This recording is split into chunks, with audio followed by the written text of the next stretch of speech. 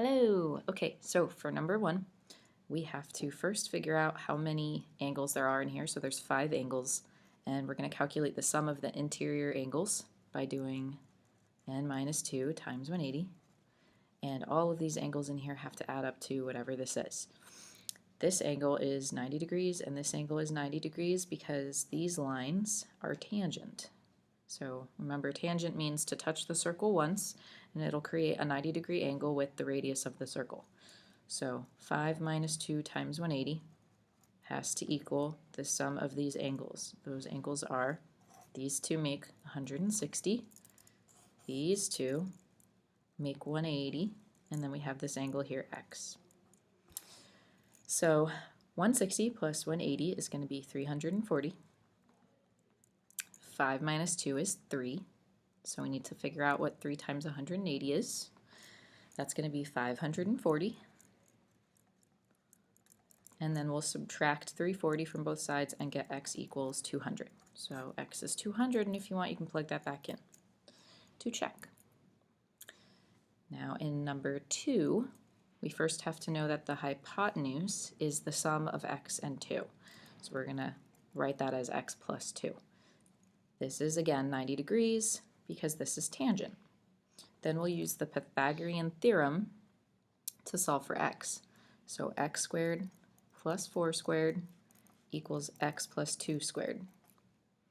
We know that 4 squared is 16, and when we square a binomial, we FOIL it with another one just like it. So we have to multiply x plus 2 times x plus 2. You get x squared plus 2x plus another 2x plus 4. If you subtract x squared from both sides, these will cancel, and we get 16 equals 4x plus 4. Subtract 4, and you get 12 equals 4x, and that means that x has to be 3. So the radius, this is x, is 3. For number 3, because the diameter is bisecting this chord, we know that this angle is 90 degrees. 3 is referring to this piece here, and 10 is this piece here. If we want to find the radius of the circle, the radius is any segment that connects the center of the circle to the edge of the circle. So we're going to draw in a radius here so that we can create a nice right triangle. And since it's a right triangle where we know 2 sides and we're trying to figure out the other side, we're going to use the Pythagorean theorem again. So that's 3 squared plus 10 squared equals r squared. 3 squared is 9, 10 squared is 100. And when you add those up, you get 109. So the square root of 109 is the radius. If you can simplify this, then you would want to do that, but we can't simplify it, so we're just going to leave it like that. For number 4, we know that the inscribed angle is going to be half the measure of the intercepted arc.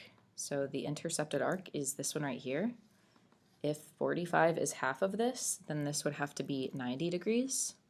And we also know that it's 30 plus x degrees. So we said 90 equal to 30 plus x. We subtract 30, and that gives us an x of 60. Page 2.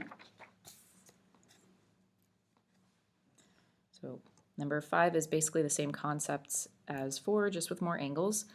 We're going to look at each angle and each intercepted arc. And remember that the inscribed angle is half of the intercepted arc. So if A is 52, then lowercase a would have to be twice that. So lowercase a is twice 52, making it 104. B, so angle B is 50. The intercepted arc would be twice that. So lowercase b is twice 50, or 100. Now, we don't know the measure of angle C, but we can find it. This is a triangle, so we know that the sum of the measures of the angles in a triangle have to equal 180. So we're going to solve to figure out what angle C is. So 52 plus 50 is 102, which means the measure of angle C is 180 minus 102, which is going to be 78. So this angle is 78. So using 78, we can now find the intercepted arc C. So C is going to be twice 78. So that's going to be 156. That's 156, right? Okay, the last question is using one of the theorems from section 3. It says if two angles intercept the same arc, then those two angles are going to be equal or congruent. So this angle intercepts this arc, and this angle also intercepts this arc. So because they intercept the same arc, they're going to be congruent.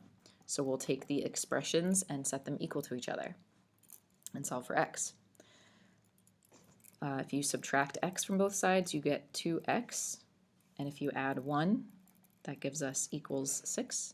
Divide by 2, and x is 3. The end.